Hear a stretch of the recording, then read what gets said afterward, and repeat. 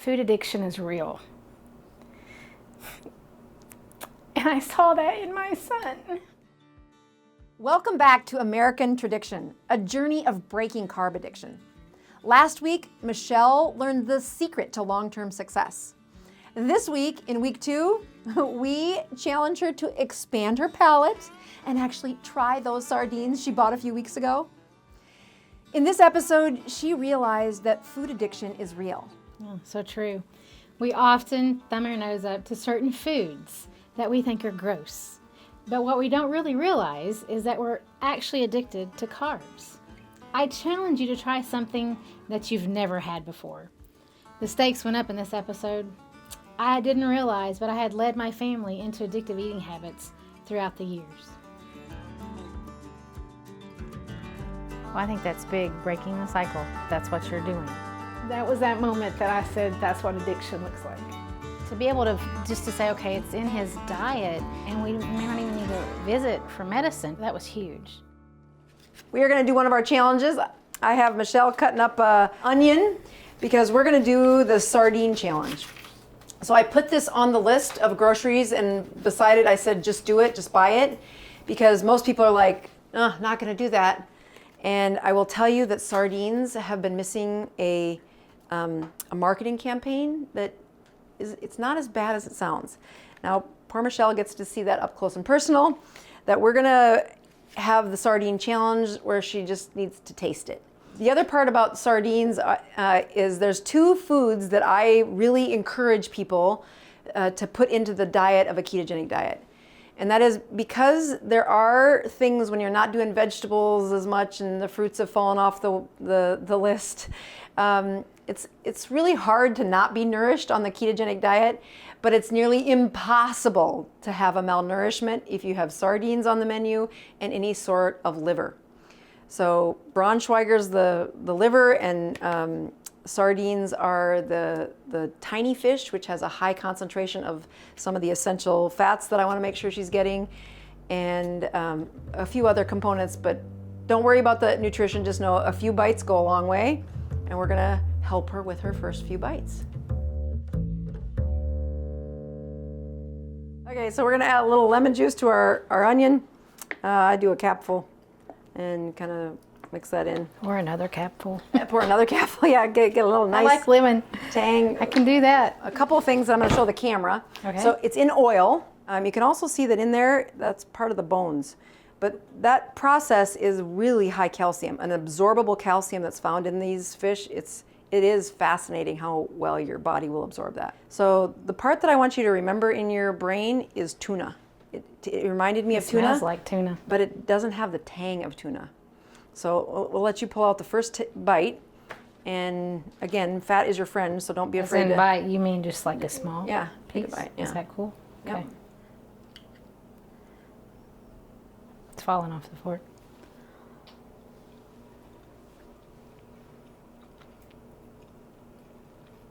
Okay, not the too worst bad. thing, right? Yeah. So once you get past the fact that it was a sardine, I like that these don't have skins or heads. Mm-hmm. And even the sound of bones make people say what, but it's pressure cooked. It's not like you're going to find one between your teeth. So putting them into, I like to use the oil in there, so I'll put like a half a can, and then scoop it into the onions. And maybe I overestimated the onions, so maybe we might need the whole can actually. There we go. A little mustard. You like mustard? Oh yeah. Yeah.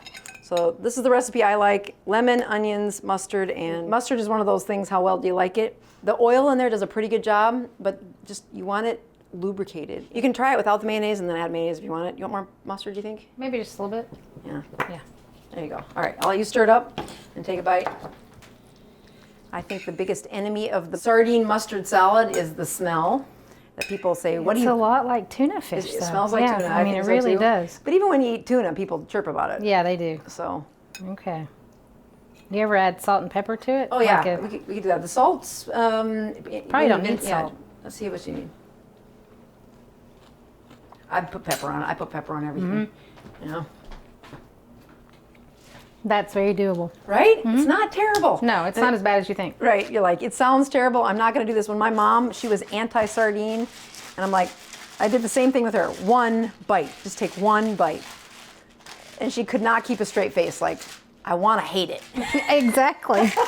Because when you see it, you know, and you pass it in the aisles, you're like, yep, nope, don't need that. That is not on my grocery list for a reason. Right. But to me, it really does taste a lot like tuna fish. Yeah. And I'm telling you, the satiety that you get from a high-fat fish, it's in a can, it's at work. You don't have to like say, oh, I didn't pack my lunch, right? It saves forever. These are my kind of food. That's good. Right? I think so too. So it doesn't even need the mayonnaise. I actually for just you? said that. I just said that's good. That's a win. That's yeah, a win. that is a win. Well, sardine challenge accomplished. We did it. Trust me. You don't like that. I do not like that at all. One more bite. You don't think that tastes like tuna salad? No, Mine is it's okay. sardines. So it's been a few days since I have gone grocery shopping with Dr. Bosworth. I've tried, I think, everything except for, we did have chicken liver the other night and I'd never had that. But this liver sausage, I have not tried this yet. You know, we had the cheeses, which that's kind of a staple in our house, the heavy whipping cream we have. So yeah, pretty much everything. A few things that I have learned is the importance of cleaning out the cabinets. Because as I said earlier, that's something I did not do. It proved to be a huge out for other people in the house and for myself. And to not thumb your nose up to something that you would normally not eat. Because this is not anything that I have bought at home. I think we bought it once doing the keto lifestyle before, and I would not try them. My daughter tried one and she said no. But we didn't take them out of the package, and we didn't, you know, put a little bit of some seasoning on them with some pepper and some lemon juice. That's one thing that I've learned in this process. And that another thing that I learned that's closer to my heart would be food addiction is real. And I saw that in my son. It hurts my heart because as a child, that is not something that they intend. It is something that is learned. And it's through our habits that has become a learned process. And what demonstrated that to me the most was Dr. Boz had gotten up. She had been here that morning and she had fixed some different meats for us to try. And it's nothing new to us. It was bacon and some sausage and some hard meat like a salami. And Jace got up and he poured himself the last bowl of cereal. And it was a sugary cereal. I don't know that there's any cereals that aren't sugar laden in some fashion. And she said, no. She said, you have to try this first. And you can come back in 30 minutes and eat it. And, you know, even as kids, they wouldn't eat that if it got soggy, because who likes a soggy cereal? Nobody, really, I wouldn't think. But I had never known him to do that. So he accepted her offer and he ate the meat. And I think it was approximately 30 to 40 minutes that he came back for that bowl of stuff. And that spoke volumes to me as a parent, as an example of his addiction and how much I saw myself like that. And so my why got bigger that day. Because I thought, you know, who likes soggy cereal, you know? Well, and he came back for it. And that was that moment that I said, that's what addiction looks like.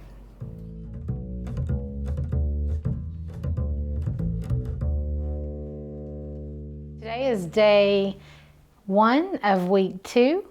So far, so good. Feeling really good. No complaints. Actually, today, no headache, which is a really good thing. I did do an Epsom salt bath or a soak again last night. which was very nice. And I had taken my blood pressure after that, and it was even a little bit lower. This morning it was 127, I think over 77. So it's going in the right direction. So that's a big plus. As far as checking my ketones, I've been doing that every day. And I went from a lighter pink to now I'm in the dark pink zone. So that's going really well and staying right where I would like it to. I had talked to my mom day before yesterday and told her about the sardine challenge, and her questions to me were, she said, well, I really think you have reached the point of being desperate. I said, maybe it's desperation, maybe it's committed, or maybe it's a midlife crisis. I'm not sure, but no, really. And I tried to convince her that it really wasn't that bad. So I'll work on that. But it really, I mean, if you like tuna fish, it's a do. Yeah, I swear. What is Annette doing? You're gonna have to text her and ask her. Hi everybody, today is Monday, day 14 of my keto journey, and I'm just checking in. My numbers have been doing really, really well. My ketones are, when I check those in the morning, my urine ketones are, the strip is a dark pink, so that's a positive. My blood pressure is coming down. Today, my blood pressure was 127/77. Super, super excited about that because I really want to come off those blood pressure medicines. So everything is going in the right direction. I have not stepped on the scale today. Like I've said in the past, I tend to hyper focus on that. So I have chosen to stay off of the scales. I'll probably weigh maybe next Monday or something, and I'll show you what that looks like once I'm doing that. I just don't want that to become my focus. And then if the number doesn't move as fast as I think it should or want it to, I tend to have some negative self-talk going on, and I'm trying my best to break that habit that I have done for a very long time. So that's why I'm choosing not to do that. As far as grocery shopping, something I've learned, do not go if you're hungry. Do not take anyone with you if they're hungry, especially if it's a 12-year-old kiddo. Simply because given this time of the year and all it seems like there's even more sweets out there when you're grocery shopping, and everything smelled so extra sweet. And I heard a lot of, can we get this? Can we get that? So after about the fourth or fifth, no, we cannot.